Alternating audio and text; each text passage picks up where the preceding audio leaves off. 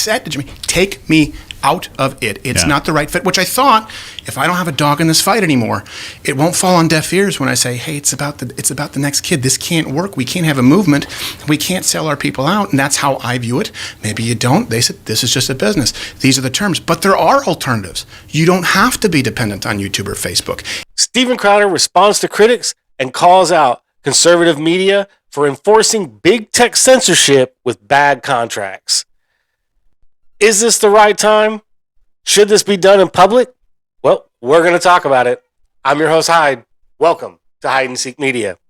Hello, all you beautiful and amazing people. Thank you for tuning in. Welcome to the show. If you're new to the channel, make sure you hit that subscribe button and the notification bell so you get notified anytime I drop a new video.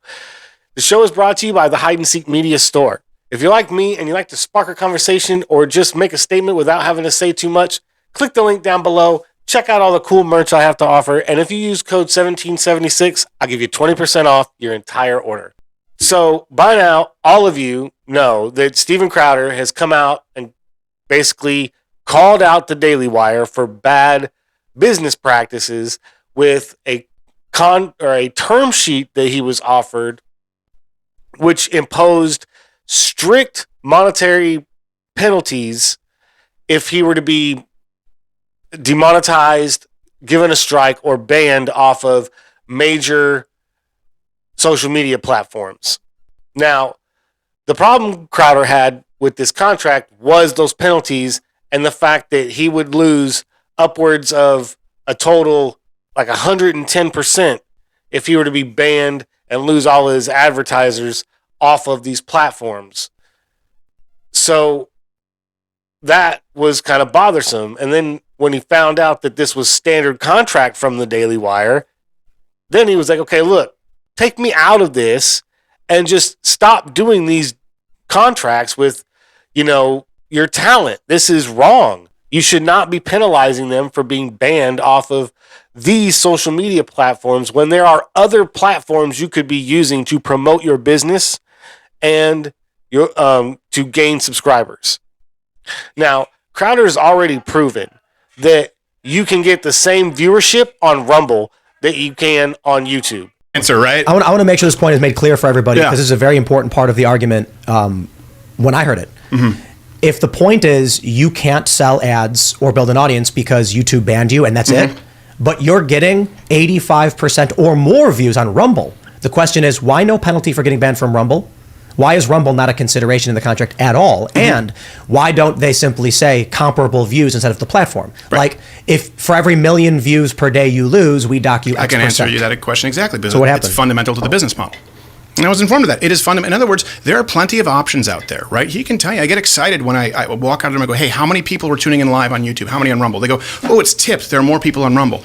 Now, he can. Not everybody can, but Steven Crowder has proven that he can get the same amount of viewership on Rumble that he could on YouTube. So getting banned off YouTube really shouldn't matter because you can still get the same amount of viewership on Rumble and you get the same ads and ad reads and all of that goes with it. So, and that doesn't include the fact that Steven Crowder has been demonetized off of YouTube for like the last 3 years. So it's not like they're going to magically turn monetization back on because he signed with the Daily Wire. Does anyone have a problem? Do you not believe me when I say we haven't been monetized on YouTube for 3 years? You all know that, right? Of course. Literally, and we're not that close. 0 days, or did you have? So what happened is we were demonetized. How many years ago? Then someone accidentally demonetized us for like 4 months, and then demonetized. And then demonetized again. We were like, "What happened?" And they were like, "Yeah, actually, no, sorry, you're demonetized again." I was like, "Well, skunked again." So is he gonna automatically have to accrue that 20% penalty right off the top because he's already demonetized off on YouTube?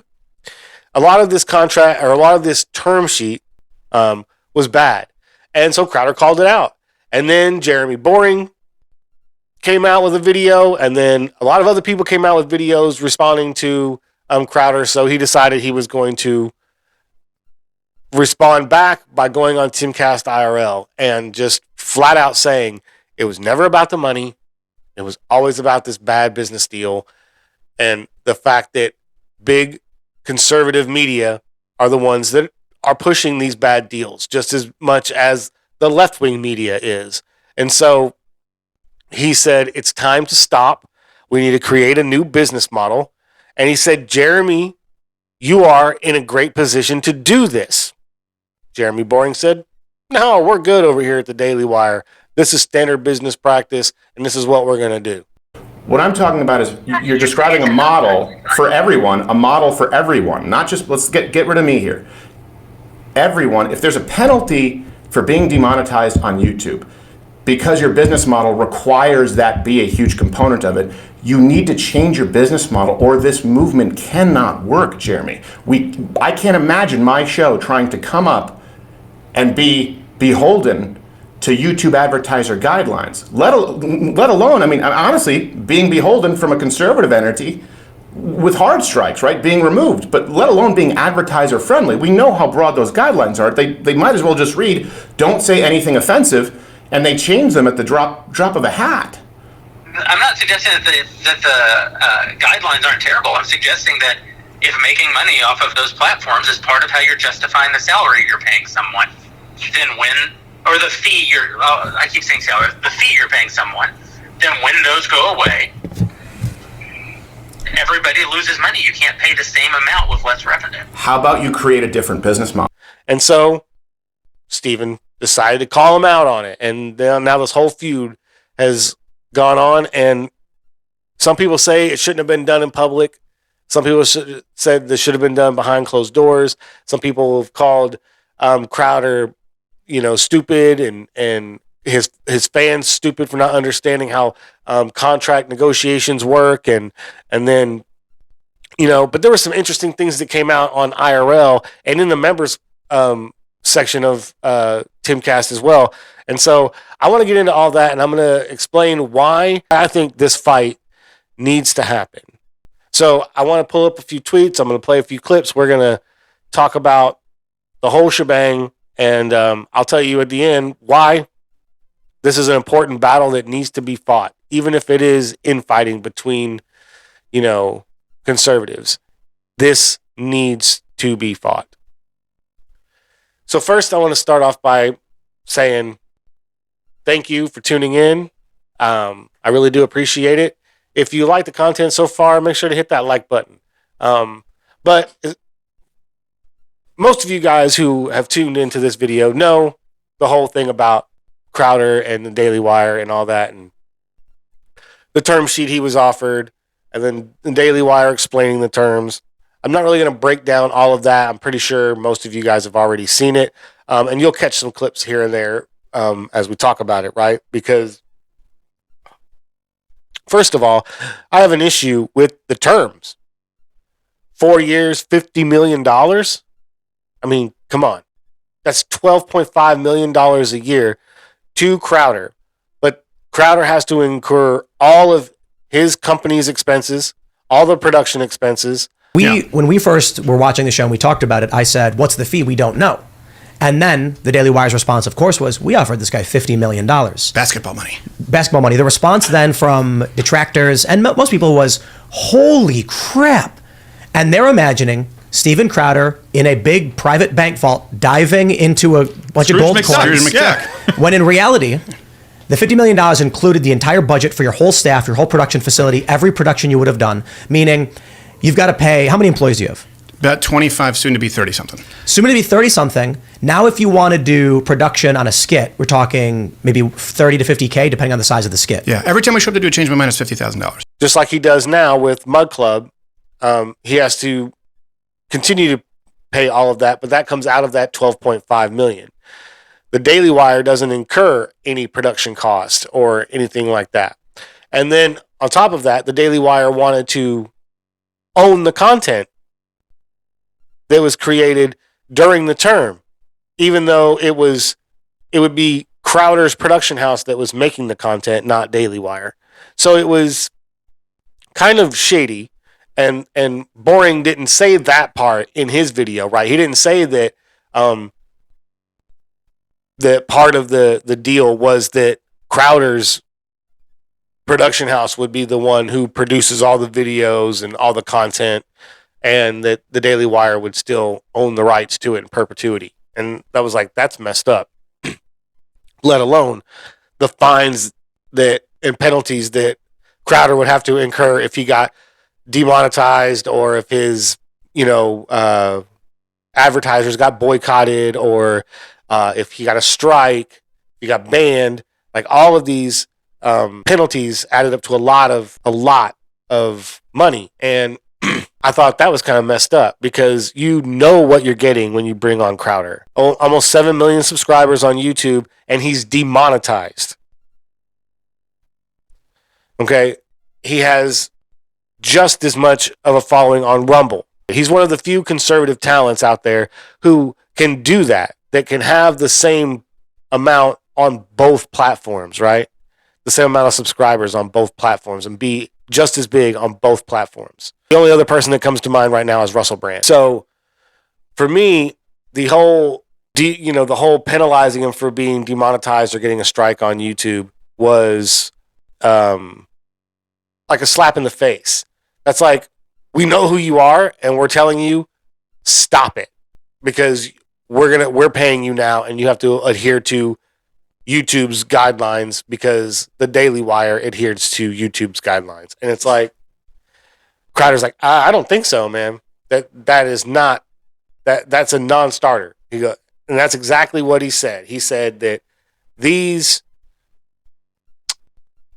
penalties in here are a non-starter. So let's do away with those first, and then come back at me with something else. And they never got back to him. Well, what's he supposed to do? Right? What's Crowder supposed to do in that moment? I have no problem with him doing the first video. I have a problem with him showing the term sheet. I mean, he could have just talked about it, but he felt like he needed to show the receipts. And so I get that, but it's kind of a double-edged sword there. I firmly believe he needed to call them out, and that this battle needs to happen. But I also have a problem with the initial, outing of the document, because it was that document that led people on the internet to speculate that it was the Daily Wire and push the Daily Wire into outing themselves and forcing Jeremy Boring to make that video. Which, if that was Crowder's motives and purpose, bravo, well played, sir, because it worked. But this does need to be exposed, right? And Crowder said he's been dealing with it for years, because he has been, working for other people in a sense. He's brought his show to other, networks before, and, like the Blaze and wherever it was before that. But the interesting thing was when Crowder found out that this was standard practice, he said, no, take me out of this now. Take me out of this. And just stop doing these contracts. Daily Wire, to the rest of the people out there, give me a call. And look, let me put it this way. If you give me your word, this is all that matters here. Just give me your word that there will never be a clause in a contract again for some unsuspecting kid or someone who doesn't have the luxury to walk away from $50 million, as I did, true, guilty as charged.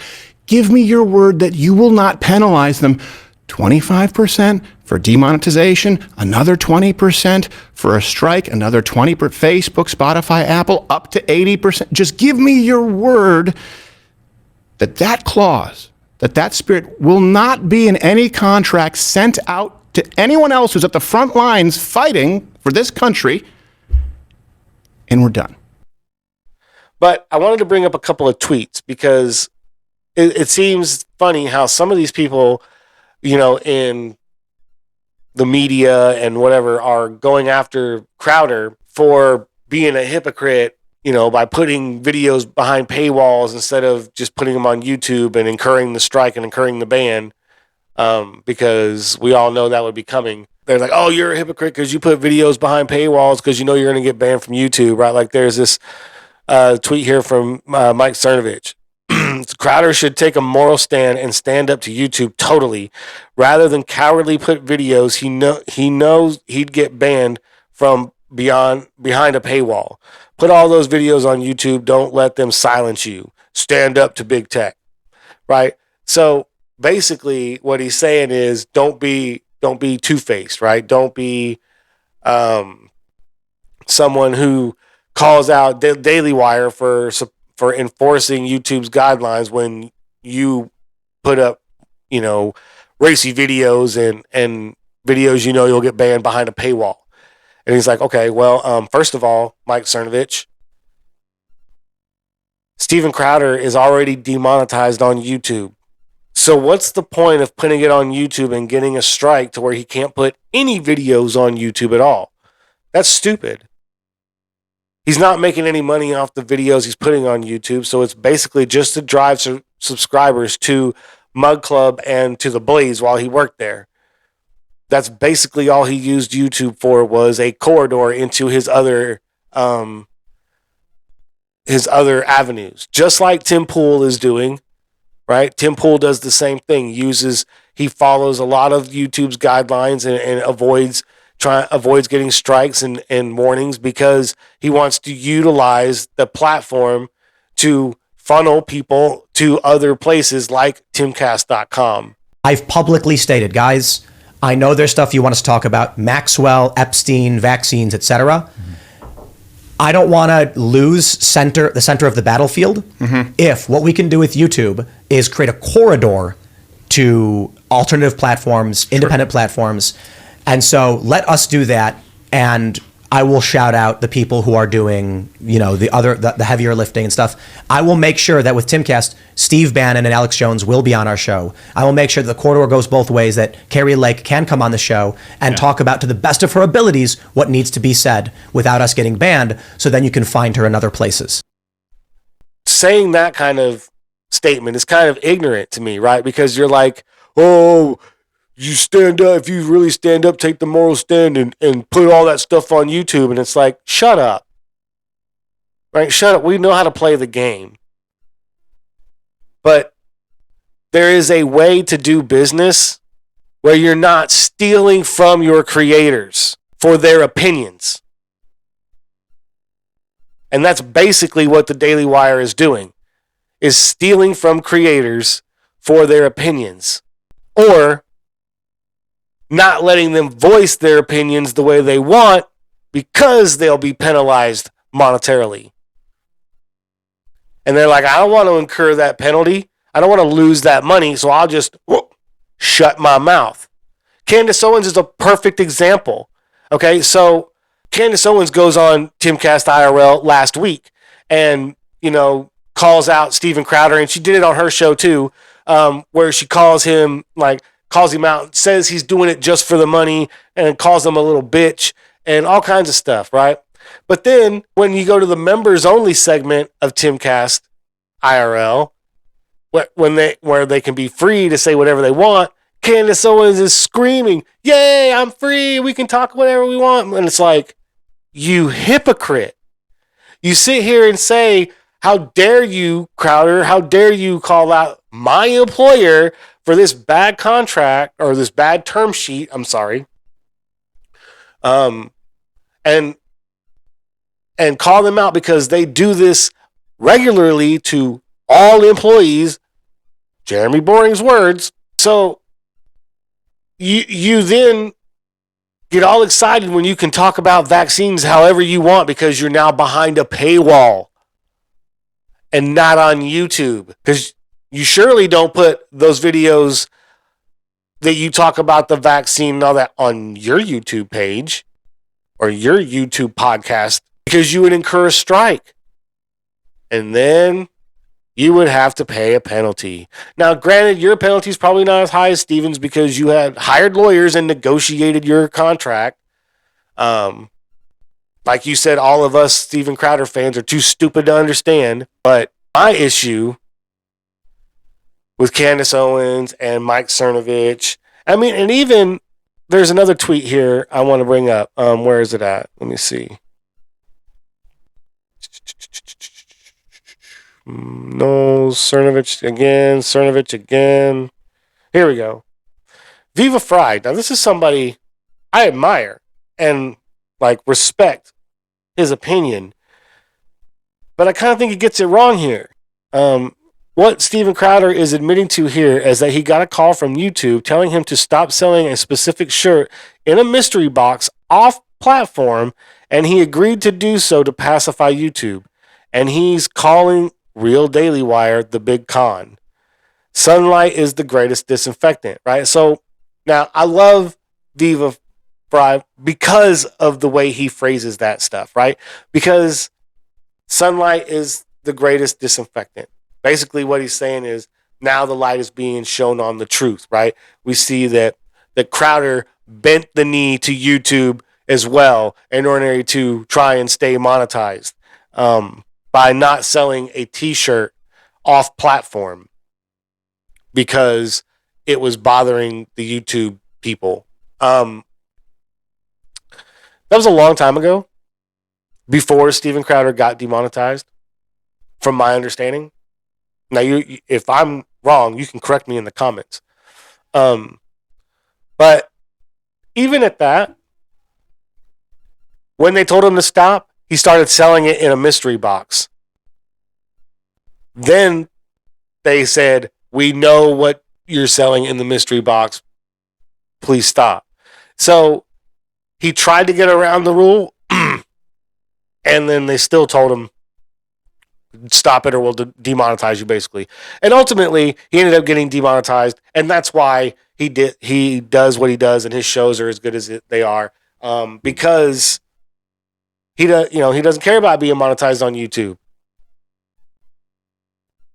And that is like what he's really getting at. That's the whole crux of Steven's argument, is that we need to stop worrying about whether we're going to get monetized from YouTube and Facebook and Instagram and start using these other platforms and create a new business model to do this.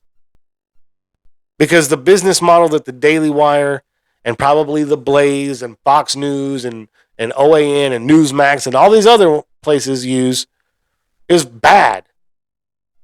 And we need to start going to more of a model like Timcast.com uses. I'm just saying.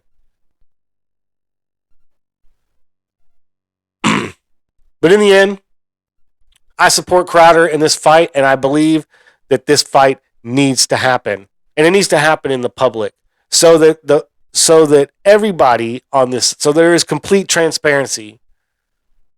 So we're not hiding anything from anybody, right? Like these penalties in these term sheets and in these contracts.